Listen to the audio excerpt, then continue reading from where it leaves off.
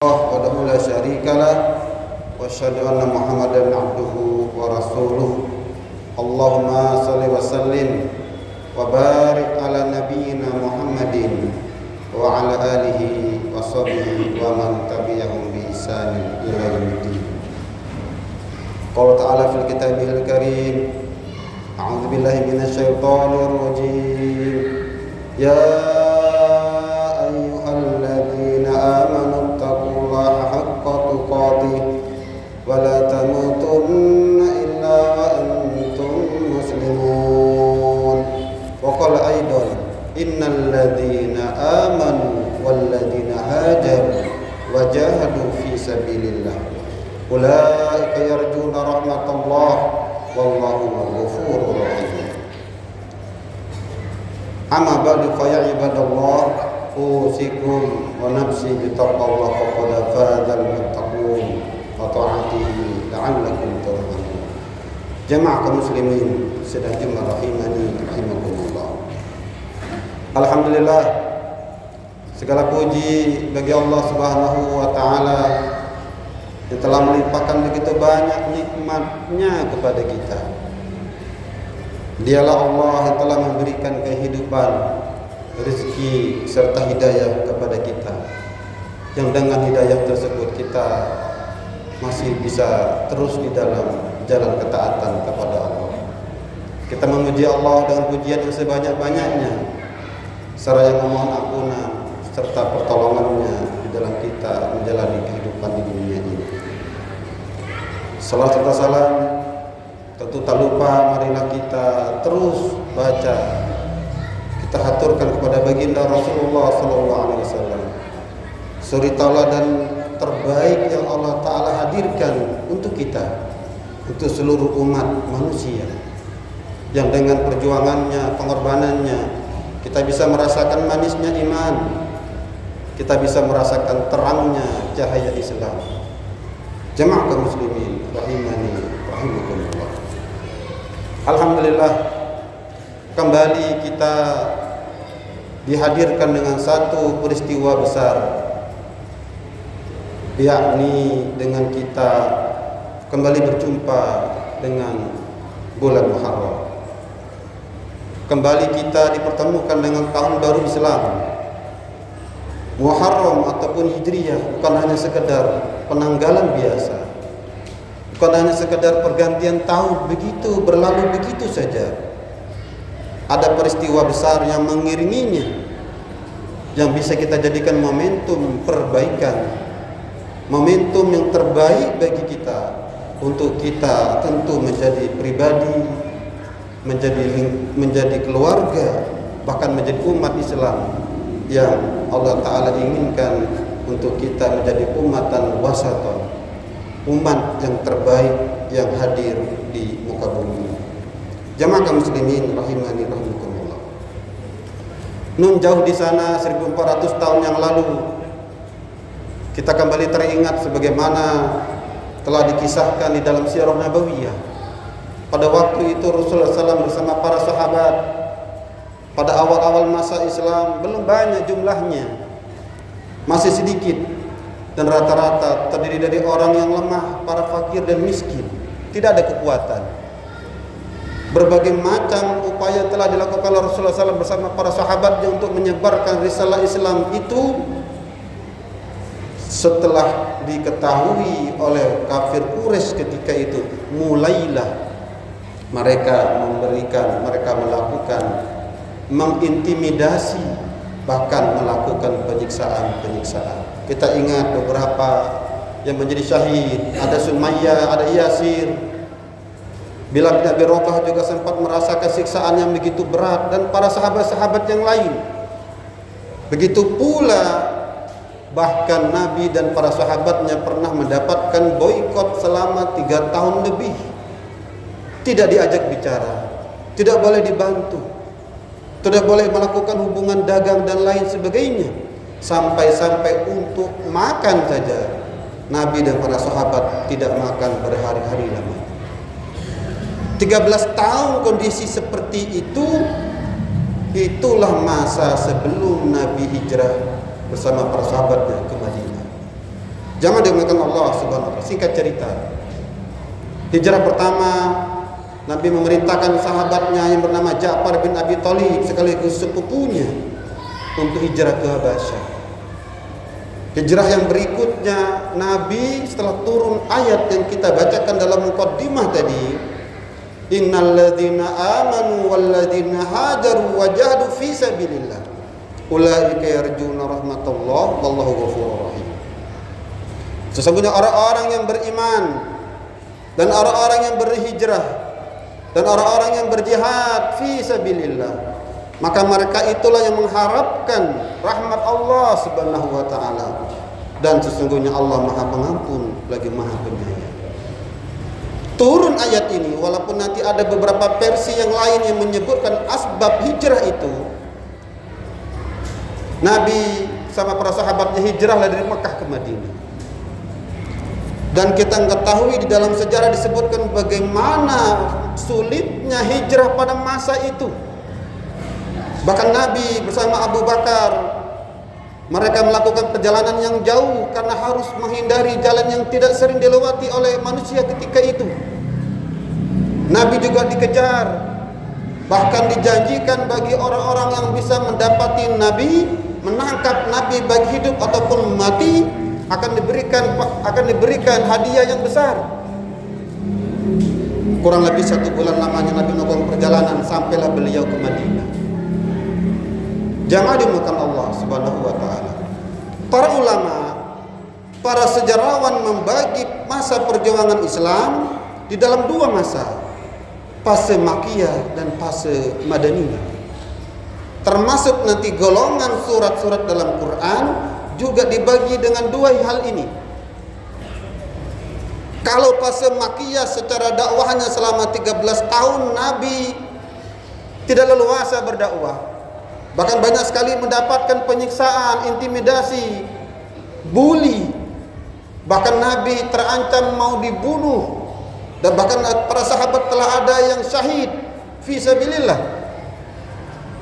Tapi di Madinah walaupun hanya 10 tahun setelah peristiwa hijrah itulah dakwah Islam bisa intisyarul alami.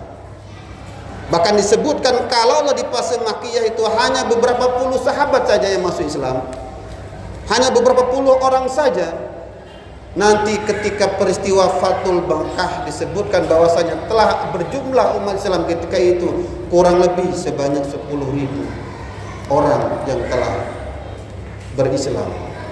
Jamaah dimuliakan Allah Subhanahu wa taala. Maka pantaslah Umar bin Khattab itu menjadikan peristiwa hijrah ini sebagai penanggalan untuk menetapkan tahun baru Islam. Maka pertanyaan bagi kita, apa urgensinya kita memaknai peristiwa hijrah ini di dalam kehidupan kita dalam konteks kekinian ini?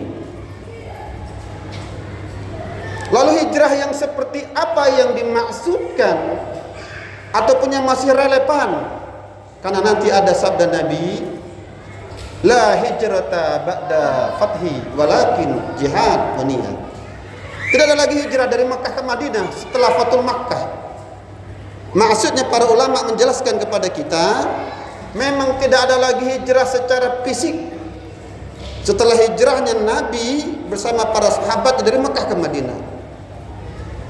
Lalu kenapa banyak ayat yang menyebutkan hijrah ini? Ulama menyebutkan ada 30 lebih ayat dengan berbagai macam turunan katanya. Bahkan menariknya ada 6 ayat yang menggandengkan kata-kata iman, kata-kata hijrah dan jihad. Di antaranya surah Al-Baqarah ayat 218 tadi. Kita baca lagi misalkan dalam surah Taubah ayat 20, alladzina amanu wa hajaru wa jahadu fi sabilillah bi amwalihim wa anfusihim a'zamu darajatan 'indallah wa ulaika humul faizun. Orang-orang yang beriman, orang-orang yang berhijrah dan berjihad fi sabilillah dengan hartanya, dengan dirinya, mereka itulah orang yang paling tinggi derajatnya di sisi Allah Subhanahu wa taala, dan mereka itulah orang-orang yang mendapatkan kemenangan. Jamaah dimuliakan Allah Subhanahu wa taala. Sesungguhnya hijrah inilah satu peristiwa besar yang mengubah sejarah dunia. Karena dakwah Islam yang semulanya defensif, sembunyi-sembunyi, setelah hijrah itu menjadi ofensif, menjadi berani, terbuka. Dan kita mengetahui setelah hijrah itulah terbentuk masyarakat Madani dengan kota Madinah sebagai pusat peradaban Islam ketika itu. Kita bisa melihat bagaimana para sahabat ditugaskan berdakwah ke seluruh penjuru dunia setelah peristiwa hijrah itu. Jangan dimakan Allah Subhanahu wa taala. Lalu hijrah yang seperti apa yang semestinya pada saat ini yang kita masih bisa lakukan? Ataupun makna hijrah yang seperti apa yang masih relevan dalam kehidupan modern saat ini? Karena kita tahu tidak bisa lagi ataupun tidak mudah bagi kita untuk hijrah secara fisik dengan dunia modern saat ini, dengan administrasi negara saat ini. Karena orang harus memiliki dokumen-dokumen seperti paspor dan visa. Tidak bisa lagi orang berpindah tempat. Maka para ulama mengatakan bahwasanya makna hijrah selain ia berpindah tempat, ia meninggalkan al-hujr. Kita bisa baca dalam surah Al-Muzammil ayat 10. Fasbir ala ma yaqulun wahjurhum hajaran jamila. Sabarlah atas apa yang diucapkan oleh orang-orang kafir ketika itu, dan kalian tinggalkanlah mereka dengan cara yang baik. Jangan dimakan Allah Subhanahu wa taala. Lalu hijrah yang seperti apa? Inilah yang nanti dimaknai di dalam hadis Rasulullah SAW. Ada beberapa riwayat di antaranya al-muhajir man hajar man Allahu anhu. Dalam riwayat disebutkan al-wal muhajir man hajar min sayyi'at. Orang yang hijrah itu adalah orang yang meninggalkan apa-apa yang diharamkan oleh Allah SWT. Termasuk orang-orang yang meninggalkan dari seluruh bentuk kemaksiatan. Jadi hijrah yang pertama yang kita bisa maknai pada konteks kekinian adalah hijrah kita menjadi pribadi-pribadi yang lebih soleh, menjadi pribadi-pribadi yang baik, menjadi pribadi-pribadi yang lebih bertakwa, dengan cara kita meninggalkan seluruh bentuk larangan-larangan yang telah diharamkan oleh Allah SWT. Maka momentum hijrah ini, mari kita jadikan diri kita untuk kita menjadi pribadi yang lebih baik, lebih dekat dengan Allah Ta'ala, bertakarub ila Allah, menjadi lebih bertakwa. Ada hadis yang masyhur yang sering dibacakan di dalam dunia santri yang nanti kita bisa dapatkan di dalam kitab Arba'in An-Nawawiyah.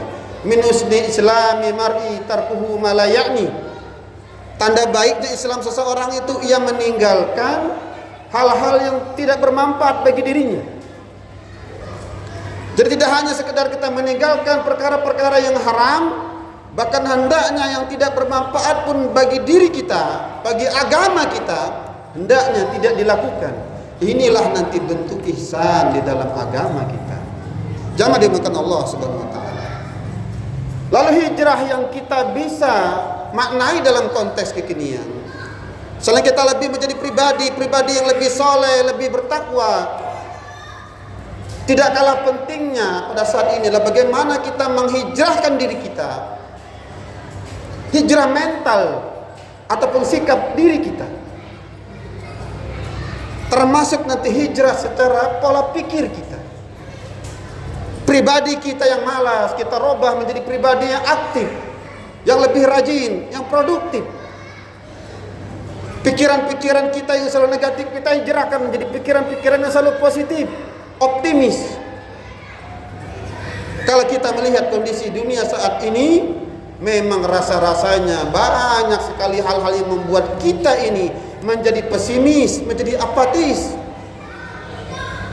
Maka padahal Allah Ta'ala telah memberikan banyak kabar gembira, bahkan telah memberi petunjuk kepada kita dengan Quran dan Sunnah Rasulullah SAW. Bukankah Allah Ta'ala maha kaya? Bukan Allah Ta'ala maha berkehendak? Allah Ta'ala maha besar. Kita bandingkan dengan bagaimana Nabi dan para sahabat ketika itu. Maka disinilah sebetulnya hikmah besar dari kita memaknai peristiwa hijrah pada bulan Muharram ini, pada peringatan tahun baru Islam ini. Ternyata dalam kondisi sesulit apapun, Allah Ta'ala menyiapkan janji-janji yang besar kepada kita. Akan ada kemudahan setelah kesulitan itu. Maka hijrahkan diri kita, termasuk pola pikir kita ataupun mindset kita. Sesungguhnya Allah Ta'ala maha baik kepada kita, dan itu dimulai pada diri kita. Jamaah dimuliakan Allah Subhanahu wa Ta'ala. Maka semoga dengan peristiwa Muharram ini, peristiwa hijrah ini, kita juga bisa turut tetap menghijrahkan diri kita menjadi pribadi-pribadi yang lebih soleh, menjadi pribadi-pribadi yang lebih baik, menjadi pribadi-pribadi yang lebih taat, termasuk menjadi pribadi yang lebih aktif, produktif, termasuk dengan kita membentuk pola pikir kita yang lebih baik, lebih optimis, lebih positif di dalam kita menghadapi kehidupan di dunia ini. Barakallahu li wa lakum fil Qur'anil azim wa nafani wa iyyakum bima fihi minal ayati wa dzikril hakim. Ataqabbal minni wa minkum tilawatahu innahu wal